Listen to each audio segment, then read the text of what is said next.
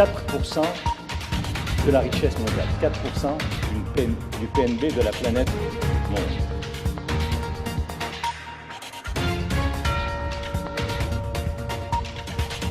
الشرطيان تعرض لاعتداء يوم أمس خلال عملية توقيف مشتبه بهم مع مراعاة عدم استعمال السلاح الوظيفي وإصابة.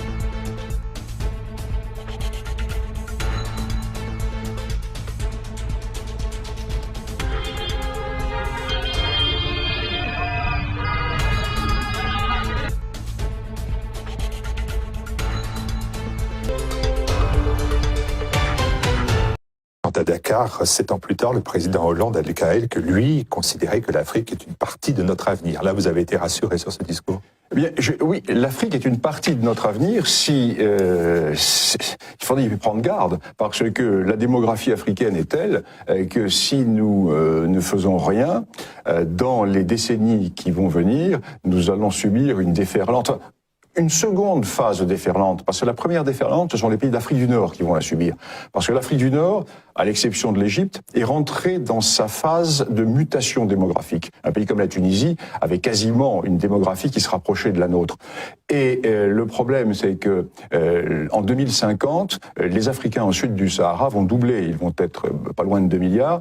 Et la pression va se faire, bien sûr, vers l'Afrique du Nord. Donc il va y avoir sur ce monde méditerranéen toute une pression qui va nous obliger à prendre des mesures, alors diverses mesures, à la fois des mesures défensives, mais également des mesures en amont, pour voir comment éviter que cette démographie vienne se déverser chez nous. L'Afrique, aujourd'hui, c'est 15% de la population mondiale,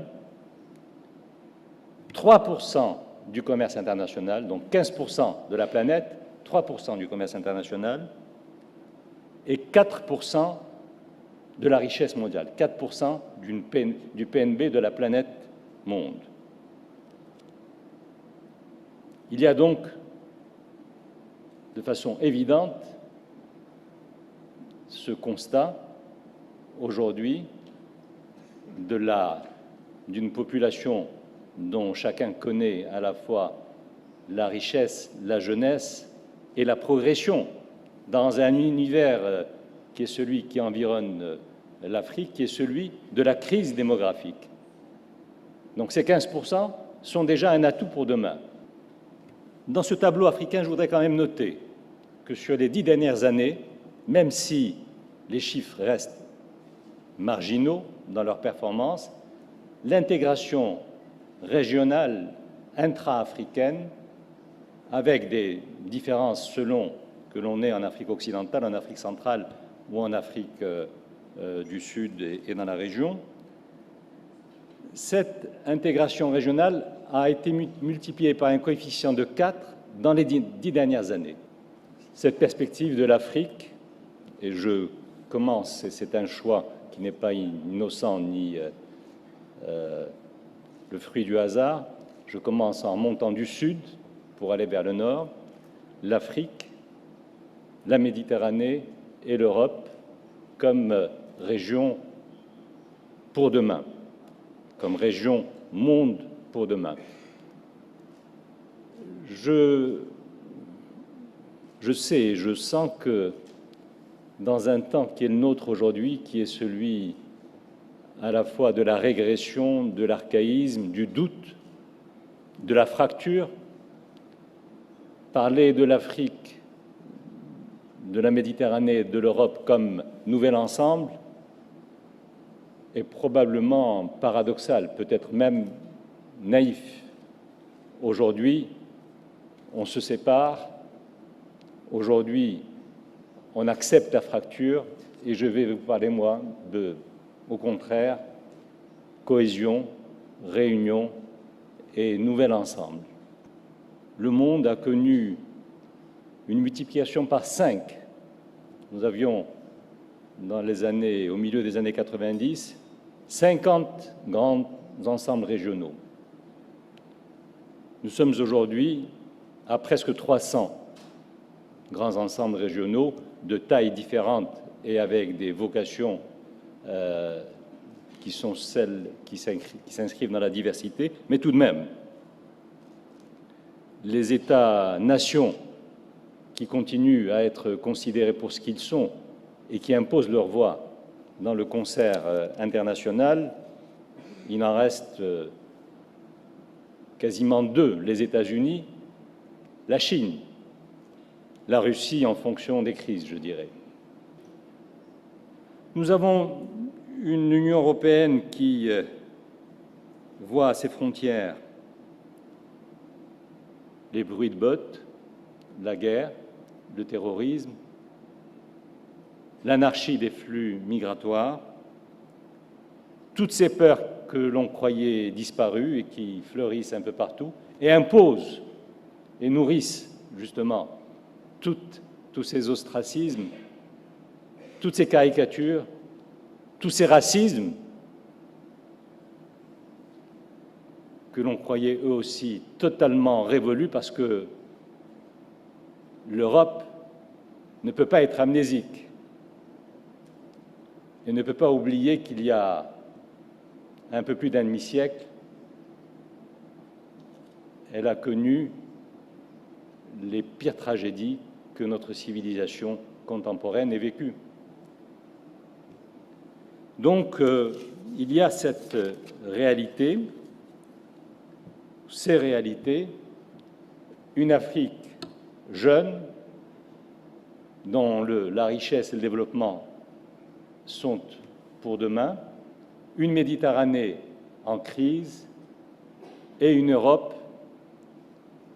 un peu perdue. Si le processus de Barcelone était allé jusqu'à ce que son préambule disait, c'est-à-dire créer dans la périphérie de l'Union européenne, non pas l'adhésion, non pas l'éligibilité de nos pays à une entrée à l'Union européenne, mais un nouveau cadre avec une gouvernance partagée.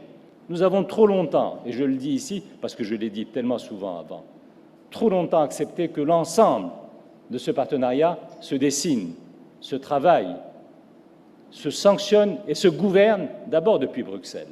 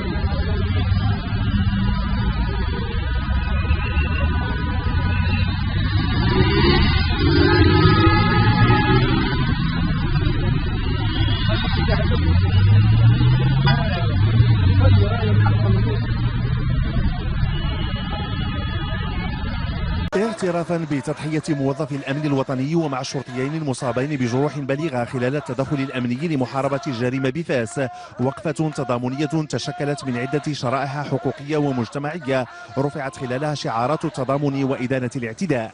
نشكر جميع الفاعلين اللي جمعوا اللي حضروا معنا اليوم، اللي الحمد لله كانت واحد الوقفة ناجحة، أكثر من 100 شخص اللي كان حاضر معنا في هذه الوقفة. كذلك كنشكر ولاية أمن فاس على العمل الجبار اللي قاموا به، وحنا تنطلبوا من السيد وزير الداخلية أنه يشدد العقوبات على أي مجرم عرض مواطن أو رجل الأمن الاعتداء. الشيء هذا كيسيء لمدينة فاس، مدينة فاس العلمية، كما كتشوفوا كفاعل جمعوي تعرض للاعتداء هذه قبل واحد 5 شهور، دابا حاليا كنلقاو أن رجل الأمن معرض للاعتداء. الشرطيان تعرضا لاعتداء يوم أمس خلال عملية توقيف مشتبه بهم مع مراعاة عدم استعمال السلاح الوظيفي وإصابة أبرياء، تدخل تسبب في فقدان حارس أمن لعينه اليسرى وإصابة مفتش شرطة بجروح وبترت أحد أصابعه. حنا ولاد هذا الوطن، والاخ ديالنا وقعت ليه واقعه في اطار الخدمه وفي اطار التضحيه ديالو، والحمد لله الحمد لله على المصاب الجلال. تنشكروا الاداره العامه ديال الامن الوطني. الالتفاته اللي قام بها السيد المدير العام للامن الوطني تجاه الموظفين ديالنا اللي هما تعرضوا للاعتداء خلات واحد الانطباع جيد عندهم، وانعكس على النفسيه ديالهم والمعنويات ديالهم مرتفعه، وكنتمنوا لهم الشفاء العاجل من هذه الاصابات اللي هي بالغه اللي لحقات بهم. كذلك هذا الشيء انعكس حتى على باقي الموظفين حتى هما اللي كان يعني واحد النوع ديال الافتخار والاعتزاز باداء الواجب. تلاحم يقول ولي الأمن إنه نتيجة سياسة الانفتاح والتواصل والقرب مع المجتمع المدني بهدف تحقيق مفهوم الأمن المشترك.